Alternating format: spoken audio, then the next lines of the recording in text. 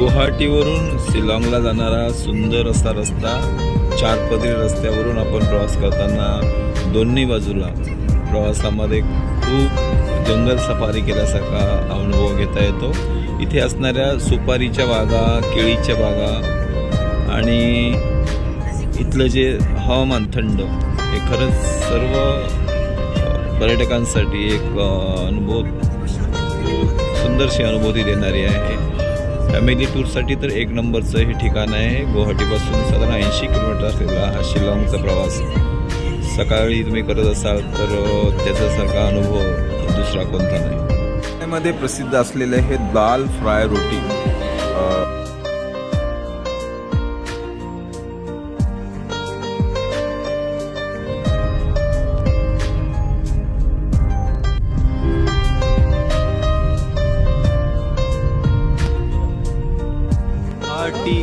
वरून आल्यानंतर शिलाँगमध्ये पोलीस लाईनमध्ये पोलीस बाजार जो भाग आहे त्या भागामध्ये हे लेजिस्लेटिव्ह असेंब्ली म्हणजेच विधानसभा भवन आहे आणि त्याच परिसरामध्ये आम्ही आहोत। म्हणजे ईशान्य भारताची राजधानी शिलाँग शहर, खूप सुंदर असं निसर्ग सौंदर्य असलेलं थंड हवेचं ठिकाण।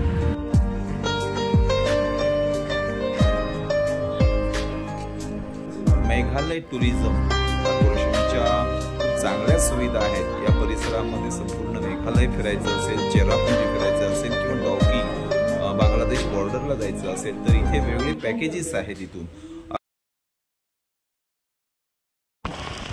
खूप छानसा प्रवास राईड करतोय आपण रॅपिडोने।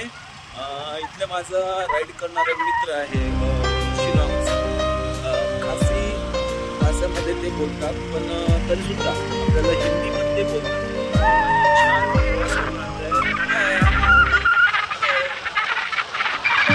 मी आहे मेघालयची राजधानी शिलाँग या ठिकाणी। ह्या राजधानी ठिकाणापासून साधारण 15 ते 20 किलोमीटर अंतरावर हा एक सर्वात उंचावरचा पीक पॉइंट आहे।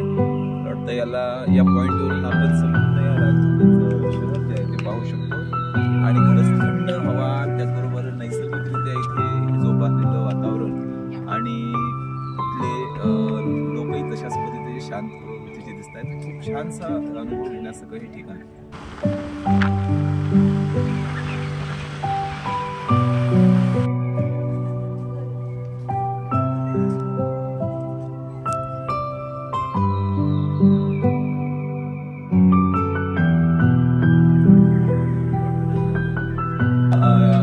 मेघालय टुरिझम कडून दुर्बीनची व्यवस्था केली आहे। या दुर्बीनच्या सहाय्याने आपण या शहराच्या संपूर्ण भागाचं निरीक्षण करू शकतो। खूप छान अशी असते ती व्यवस्था आणि मोठमोठ्या बिल्डिंग लांबून अगदी सहजतेने जवळच्या नजरेने या दुर्बीनच्या सहाय्याने आपल्याला पाहता येतं। सुंदर असा नजारा दिसतोय।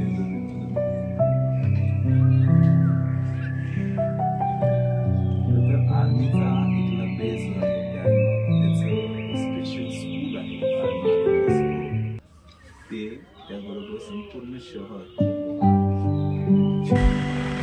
संपूर्ण राज्यासाठी पाय वृक्षांची दोन्ही बाजूने रस्त्याने असलेली ही बांधणी बरोबरच अगदी डोळ्याचे कारणे फेडणारा असा हा भाग, रस्त्याच्या सुंदरतेने नटलेला मेघालय।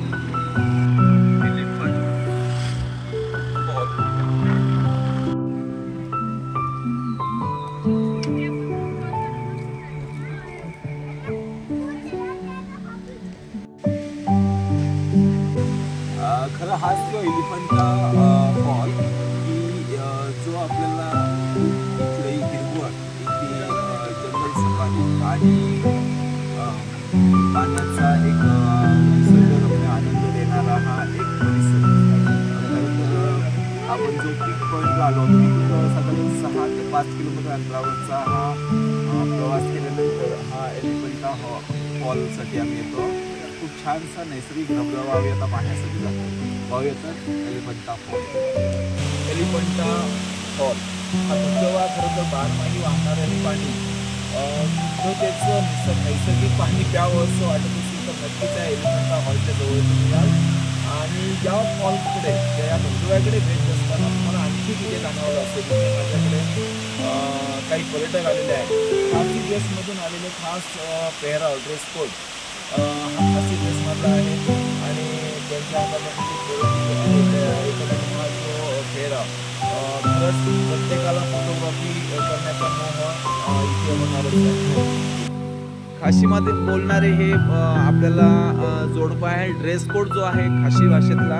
एलिफंटा फॉलमध्ये खरं तर असे एलिफंटा फॉल 1, 2, 3 असे 3 फॉल इथे आहेत आणि हा 2 नंबरचा धबधबा निसर्गाने भरभरून दिलेला आहे मेघालयमध्ये. आम्ही पाहतोय हे खरं तर एलिफंटा फॉल.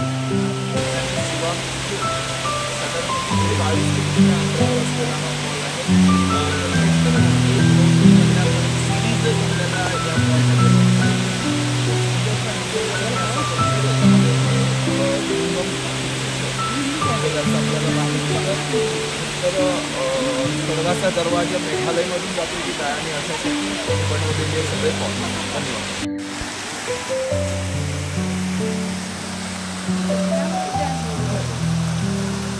इथे आल्यानंतर या थंड हवेमध्ये चना आणि हे चनावर आधारित पदार्थ छान असे अरेंज केलेलं आहे.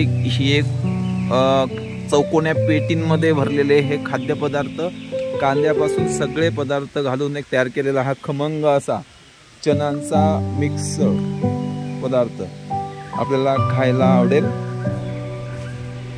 या वॉटरफॉलच्या बाजूला असलेलं हा स्टुडिओ की ज्याच्यामध्ये पर्यटकांना संधी आहे आपल्या आवडीचा ड्रेस आणि मिळणारे दागिने यांचा परिधान करून आपल्याला फोटोग्राफी करण्यासाठी इथे सुविधा पुरवलेली आहे. आपल्याकडे जसं की 8 वाजल्यानंतर जो अंधार दिसतो, काळोख दिसतो, तशी अवस्था इथे 5 वाजता असते. उत्तर राज्य असल्यामुळे मेघालयातील शिलाँगमध्ये हा सूर्यास्त साधारण 4 वाजता झालेला आहे आणि आता 5 वाजता हा काळोखाचं साम्राज्य तुम्हाला दिसेल. वळणावळणाचे रस्ते आणि अरुंद रस्ते याच्यामुळे कुठेतरी शहराच्या अंतर्गत भागामध्ये हे ट्रॅफिक जाम तुम्हाला जाणवेल. तर मेघालयमध्ये विशेषतः शिलाँग किंवा इतर शहरामध्ये फिरण्यासाठी हा जो बाईकचा राईड मात्र खूप फायदेशीर ठरतो. नसेल शिलाँगमध्ये राहण्याच्या खूप चांगल्या सुविधा आहेत आणि हा एक महत्त्वाचा चौक या शिलाँगमधला दिसतो आहे. I love Shillong.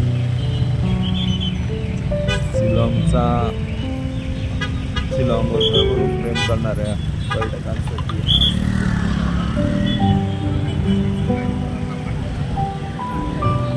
मध्यवर्ती भाग. या परिसरामध्ये हे गजबजलेला बाजार संपूर्ण परिसर तुम्हाला दिसतो आहे. इथे स्वेटर पासून ते संपूर्ण वेगवेगळ्या वस्तूंचं हे भांडार आणि इथला एक महत्त्वाचा भाग जो सेंटर पॉईंट म्हणून ओळखला जातो, शिलाँग सेंटर पॉईंट, हा मध्यवर्ती बाजारचा भाग.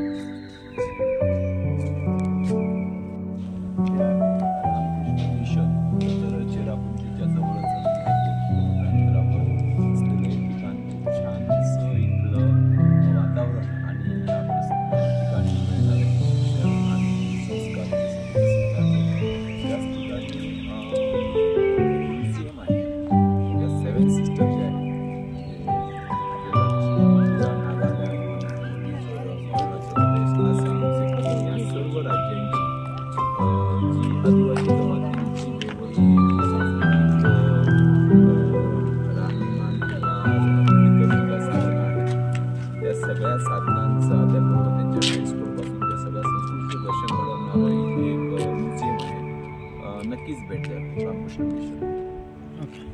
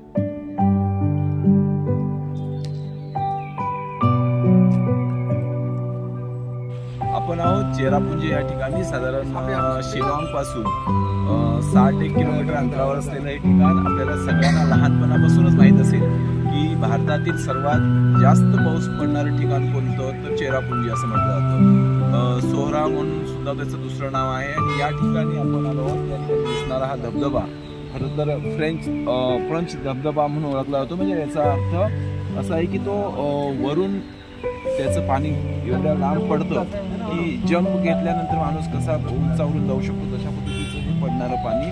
आता पावसाळा होऊन गेलाय त्यामुळे थोडासा पाण्याचा जोर कमी आहे, पण तरीसुद्धा आता पाहता तुम्ही सगळ्यात महत्त्वाची गोष्ट जवळजवळ 300 ते 350 मीटर उंचीचा हा धबधबा आहे. मला वाटतं भारतातील दुसऱ्या नंबरचा मोठा धबधबा, जोगचा धबधबा झाल्यानंतरचा मोठा धबधबा म्हणून ओळखला जातो. आणि हे ठिकाण थंड हवेचं ठिकाण म्हणूनही प्रसिद्ध आहे आणि जास्त पाऊस पडणारं हे ठिकाण.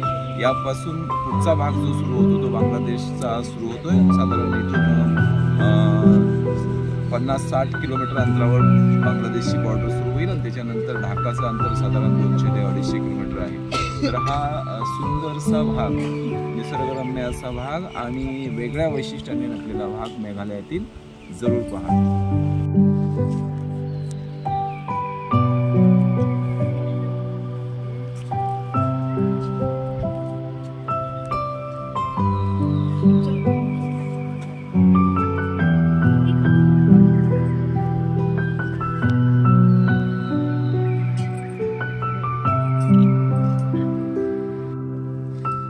चेरापुंजीच्या या थंड हवेच्या ठिकाणी या नैसर्गिक सौंदर्याबरोबरच इथल्या ज्या म्हणजे हँडमेड अशा ज्या वस्तू आहेत, इथल्या संस्कृतीबरोबरच इथल्या लोकजीवनावर प्रभाव टाकणाऱ्या आणि इथल्या टुरिस्टसाठी आठवणींसाठी ठेवलेल्या ह्या सगळ्या वस्तू आहेत. ज्या वस्तू सांस्कृतिक वारसा जपणाऱ्या आहेतच, पण त्यांचं महत्त्व जपण्यासाठी आपल्याला संग्रही कराव्यात अशा ह्या वस्तू आहेत.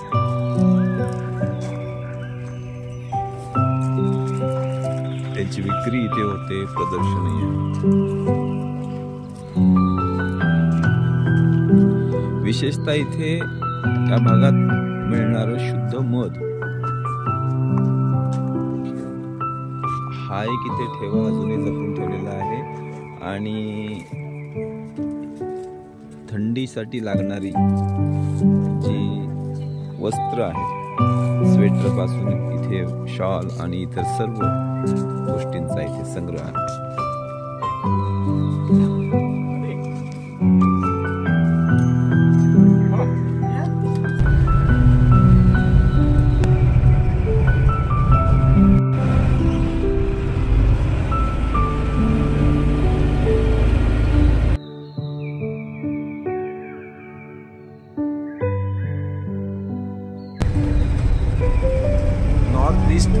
ईशान्य भारताची पूर्ण राजधानी शिलाँग होती त्याच्या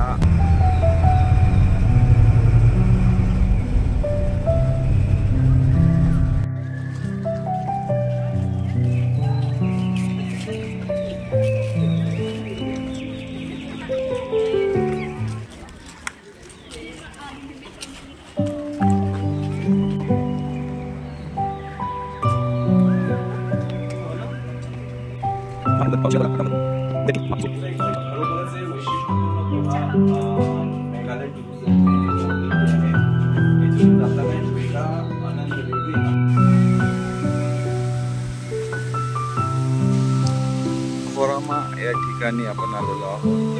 या ठिकाणी असलेला हा व्ह्यू पॉइंट खूपच असा भरपूर असल्यामुळे इथून वाटतं आपल्याला की एखाद्याचा चुकून तोल जाईल तर त्याचा पुन्हा आपल्याला पत्ता लागणार नाही. आणि असलेला हा छानसा निसर्गाचा एकत्रित सिनरी आपल्याला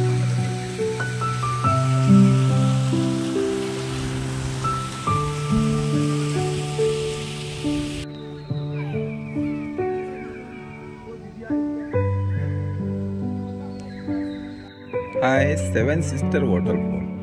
खरं तर इथून 7 धबधबे पावसाळ्यामध्ये वाहतात. आता पावसाचं प्रमाण कमी असल्यामुळे हे धबधबे इथे दिसत नाहीत, पण तरी सुद्धा मोठ्या प्रमाणामध्ये इथून धबधबे वाहतात. आणि 7ही राज्यांचं मेघालय, मणिपूर, मिझोरम, नागालँड, आसाम या सर्व 7 राज्यांचं प्रतिनिधित्व म्हणून इथे नामांतर केलेलं आहे.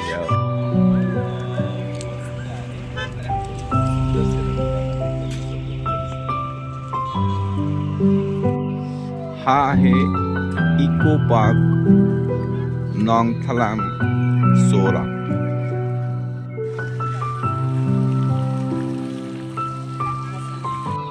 येण्यासाठी खूप छानसं ठिकाण आणि त्याचबरोबर इथलं वातावरणही तसंच पर्यावरणाशी समतोल साधणारं समृद्ध पर्यावरण.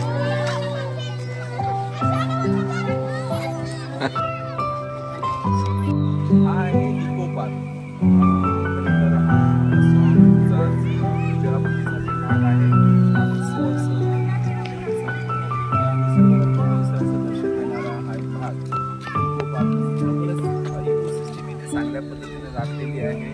पर्यावरणाचा समृद्ध असा वारसा आहे ठिकाण आपण प्रत्येक सामावून घेण्यासाठी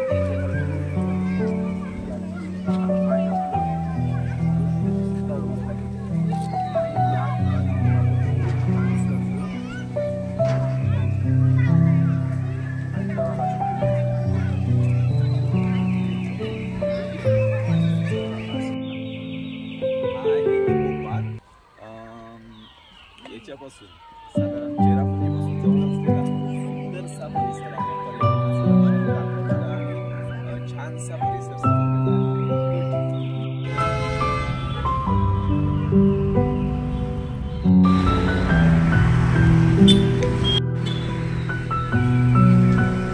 हे आहे शिलाँग मधील सर्वात आकर्षणाचा बिंदू असलेलं एक मोठा तलाव वाढ लेक. आणि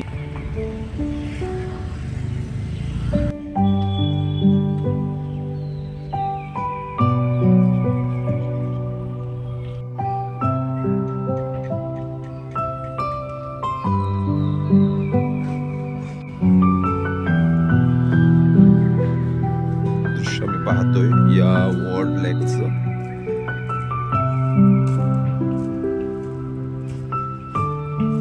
छानशी संधी इथे म्हणजे मला बोटिंग करण्याची असेल किंवा फिरण्याची असेल.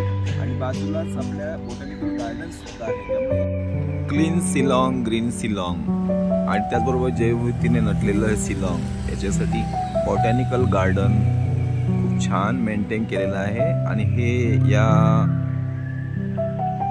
वॉर्ड लेकच्या बाजूलाच गार्डनचा हा एंट्रन्स आहे. एक मोठं गोल्फ स्टेडियम खरं तर हे एक भारतातील नामवंत सर्वात मोठ्या पद्धतीचं असलेलं हे गोल्फ स्टेडियम आहे. जगातील पर्यटक त्याचबरोबर भारतातील पर्यटक संपूर्ण देशभरातून येत असतात. त्यावेळेला नक्की या शिलाँगमध्ये आल्यानंतर या गोल्फ स्टेडियमला भेट दिल्याचं राहत नाही. ॲडमिनिस्ट्रेटिव्ह ब्लॉक हे शिलाँगवरून गुवाहाटीला जाणारा हा रस्ता, त्या रस्त्यावर असणारं एक महत्त्वाचं पर्यटनाचं स्थळ आम्ही पाहतोय. मोठा असा हा डॅम लेक म्हटलं जातं, बारापाणी म्हणून पण ओळखलं जातंय. खरं तर या रस्त्यावर जात असताना या ठिकाणी थांबून या मनमुराद पर्यटनाचा आनंद घेण्यासाठी हे सगळे पर्यटक इथला परिसर न्याहाळत असतात. कॅमेरामध्ये किंवा व्हिडिओमध्ये याचं संकलन करणे हे खूप छंद चांगला आहे.